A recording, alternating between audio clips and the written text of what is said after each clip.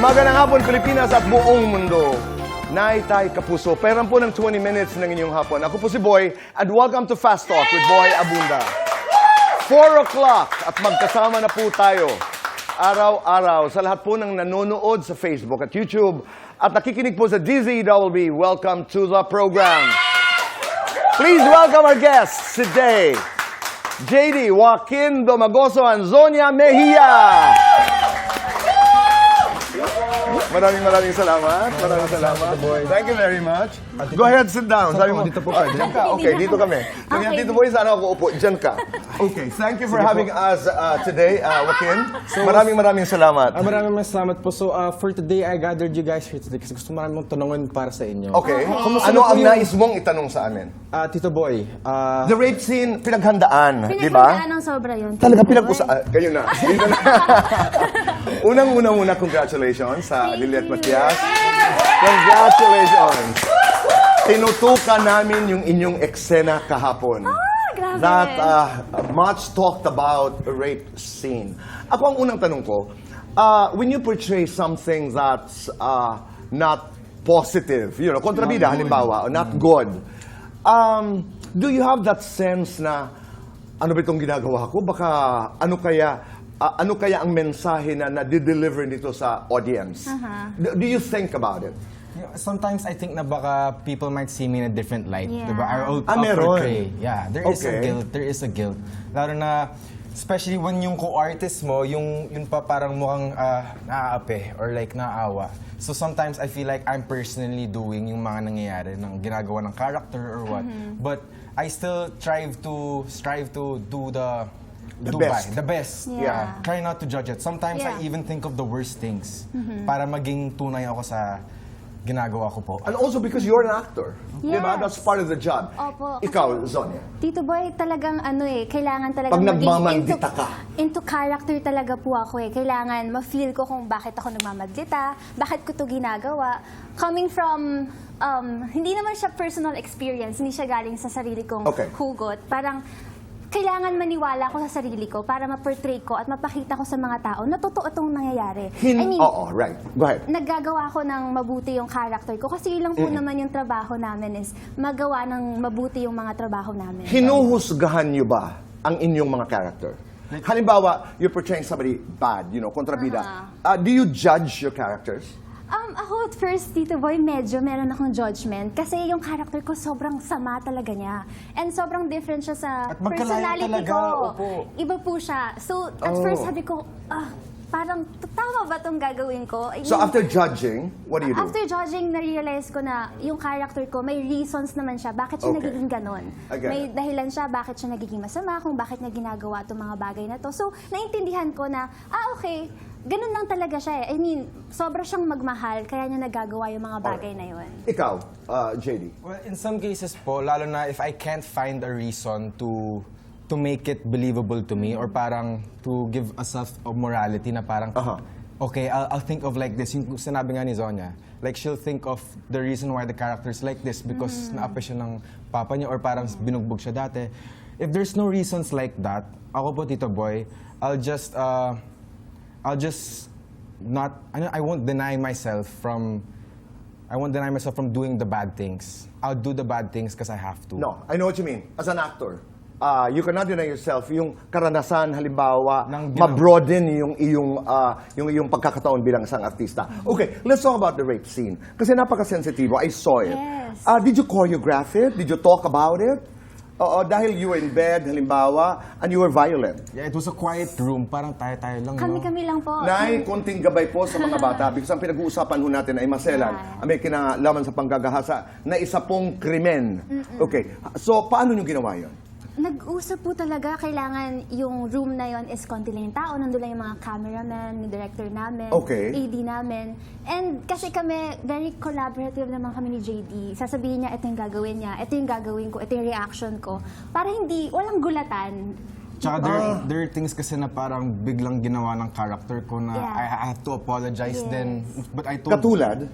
Like parang there are things na dapat bigla akong ginawa kasi yun yung na-feel ng character ko eh. Nagawa na parang may nasagi, may nahawakan, hindi naman dapat hawakan. May natamaan, or like na-hurt ko minsan na actor. Aksidente ko natamaan si Zonya actually. Saan? Saan? I slapped her Yeah. accidentally. Okay. Yeah, with the real slap. Wala yun doon sa Wala. usapan. Wala Sa talaga sa usapan. usapan yun, di ba? Pero alam mo, nakaganyan ka na. Halika. Nakaganyan ka na natin eh. You were always, di ba? Yes po. Naglalaban. Ganun And talaga then, ako. Actually, nag-uusap lang kami, tapos bigla akong ginanon si Yes. Zonya. so wala yun Nagulat sa ako. original. Nagulat po ako, pero yung reaction ko nun, sobrang totoo.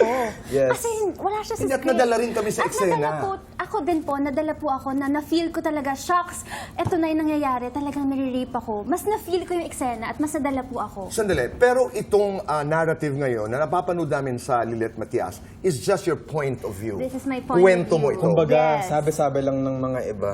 Eto So na yung hindi namin pinaniniwalaan nakikita pa ko. yung buo. Hindi pa po. Hindi ko malilimutan yung kinaumagahan, umalis ka, tumakbo Yes, ka sa dagat. yes. That's a nice scene. Thank That you, was a nice scene. thank you. Congratulations. So, pero nakita din namin yung confusion ni Lilet, di ba? Yes. Okay, sige. Iwanan natin yan. JD, sabi ng tatay mo, mas magaling ka raw na artista kaysa sa kanya. Naniniwala ka dun, Zonya? Naniniwala ka ba? Tito ba naniniwala ka? Oo. Kasi naniniwala din ako. Oo.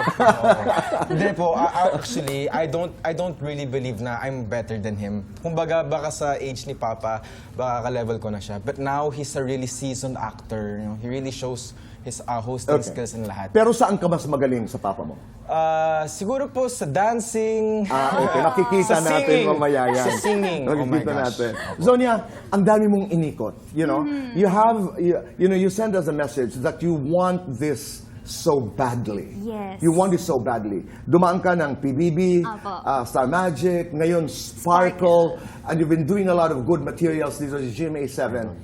Para lamang sa maraming nanonood, take us back to that moment every time you audition. Dito tayo. What do you do? Direct dito tayo. Paano yon? Ganito po kasi yan. Kailangan talagang prepared ka po. Pupunta ka ng audition, prepared ka. Alam mo Okay. kung anong gagawin mo, i-present mo yung sarili mo ng maganda. And alam mo talaga kung ano yung Okay, sample. ikat mo. Hi, I'm Zonya Mejia and I'm auditioning for Lilet Matias, Attorney at Law. And mag-i-eksena po tayo. Okay. Okay. Tapos, ang Ano nangyari... ka? Anong eksena, halimbawa? Ang nangyari po kasi noon, yung audition ko po is yung na-rape na po ako. And sasabihin ko sa mom ko na, na-rape ako. Go. Ma,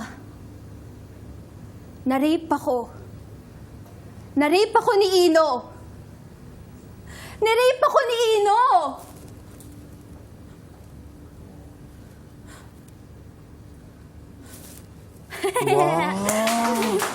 Galing.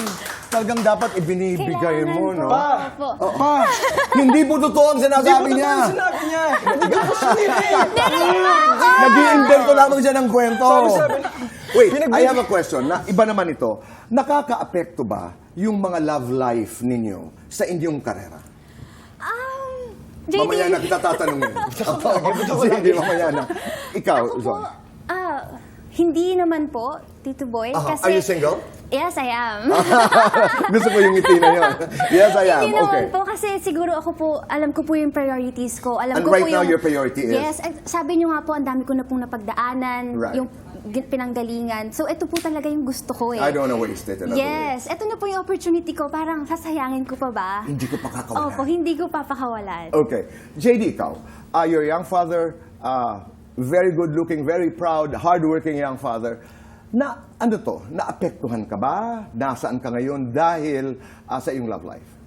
Sa aking love life ngayon po, I don't want to say anything too much, but right now, I'm in a very happy place. Ayun po. Ganda. I'm happy where my son is. He started school officially. So congrats to little Scott. And of course, every day new memories are being made. You know, I stand by the decisions I made. And my Wow. career won't stop itself because of my decisions. Proud of Because you. my will is as strong as my love for my son. Ang ganda naman. Palakpakan natin yun. Maraming salamat, please. But, JD, we have to do fast talk. Okay. Okay, sabi ni JD kanina, doon ba tayo, Tito Boy? Hindi na, diyan ka na. Okay? Di ako sure. Alright. JD, pogi, cute. Cute. Cute dad, cool dad. Cool dad. Papa's boy, mama's boy. Mama's boy. Etneb, takwarents. Takwarin, siyempre. Bida kontra bida. Kontrabida. Tuwing kailan ka good boy. Umaga. Tuwing kailan ka bad boy. All the time. Namana mo kay Isko. Looks? Namana mo kay Mami Diney. Ugali. Guilty or not guilty? Nag-cutting classes. Guilty! Guilty or not guilty? Nagka-crush sa teacher. Guilty! Guilty or not guilty? Nangupit sa parents. Guilty din. Guilty or not guilty? Siloso na boyfriend. Guilty. Best thing about being Isusan. Pera! Best thing about being a young dad. I get to grow up with them. Best thing about being Gen Z. Everything's new. To be kind or to be right. To be kind. Lights on or lights off. Lights off! Happiness or chocolates. Happiness. Best time for happiness. The beach. Dasal mo para sa iyong anak. Sana huwag kang magkasakit. Sana matuto ka maging katulad ng lolo mo. Wow. Baby Scott is now 2 years old. What are you discovering or what have you discovered about you as a person, as a young man, as a father? Mamaya ang sagot. Zonia, I want to know, ano ang pinakamalaking misconception ng tao tungkol sa mga Gen Z, sa mga Zoomers? Ang mga kasagutan po sa pagbabalik ng Fast Talk with Boy Abunda.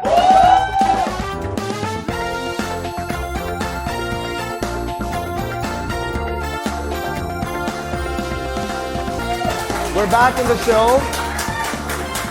Kasama pa rin po natin si JD and Zonia. Mads Luna of Davao City, maraming salamat sa iyong pagtutok sa atin. Okay, you have magpakailanman ngayong Sabado. Yes, magpakailanman ngayon Sabado po. I'm starring here with Vanessa Peña. We're gonna be both Batang Ama and Batang Ina. We're gonna be starring in an episode called Don't Kill Your Baby, 8:15 po ngayon. Wow. Ngayong Sabado. Now, that's a very powerful title and congratulations on you po. this acting challenge again.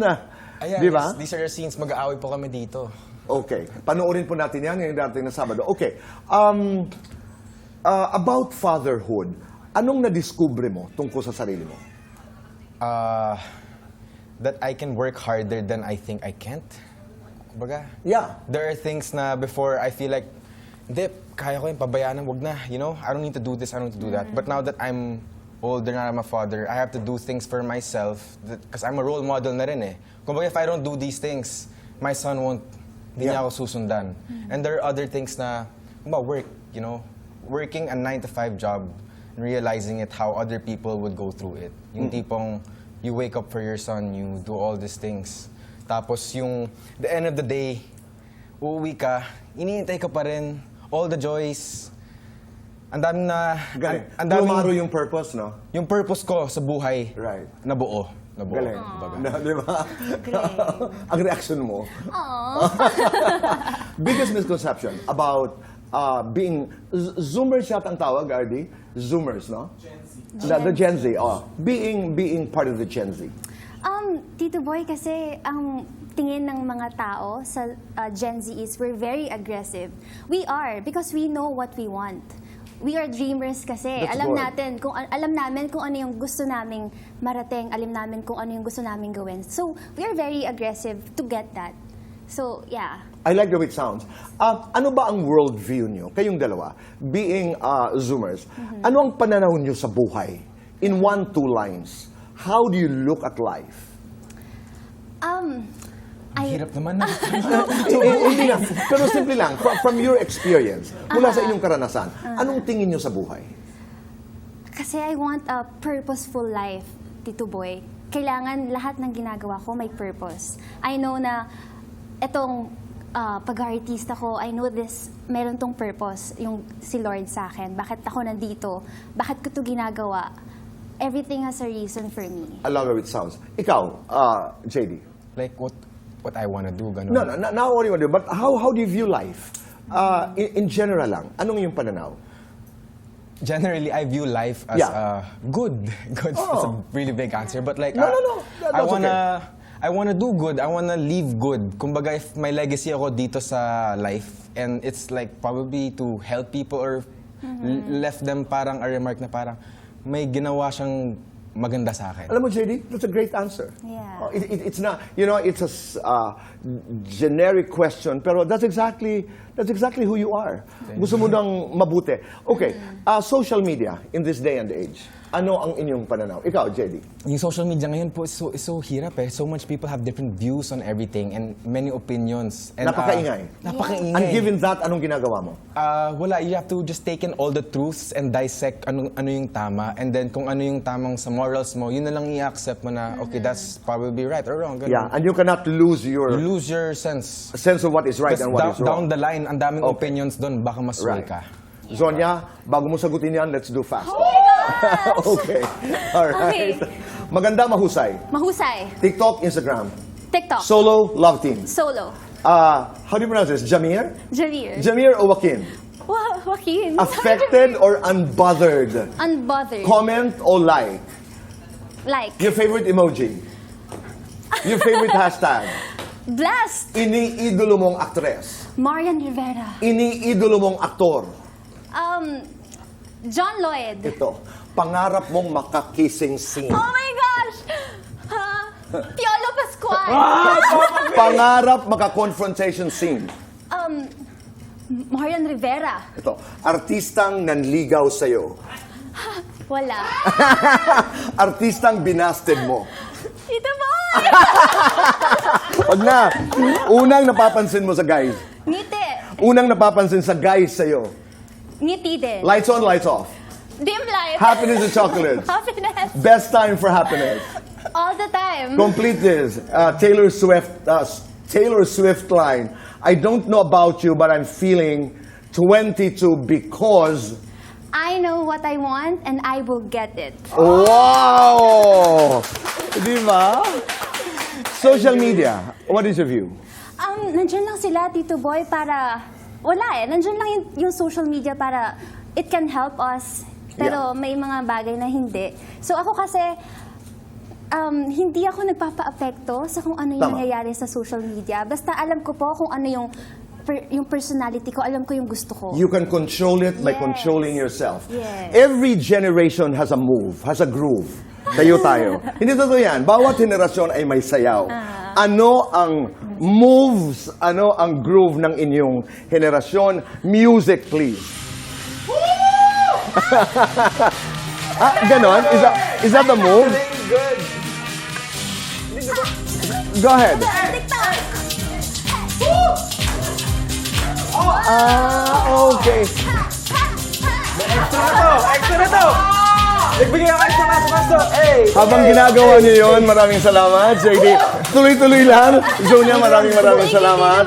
Naitay Kapuso, maraming salamat po sa inyong pagpapatuloy sa amin sa inyong mga tahanan at puso. Be kind, make your nanay and tatay proud. Say thank you. Do one good thing a day and make this world a better place. Goodbye for now and God bless.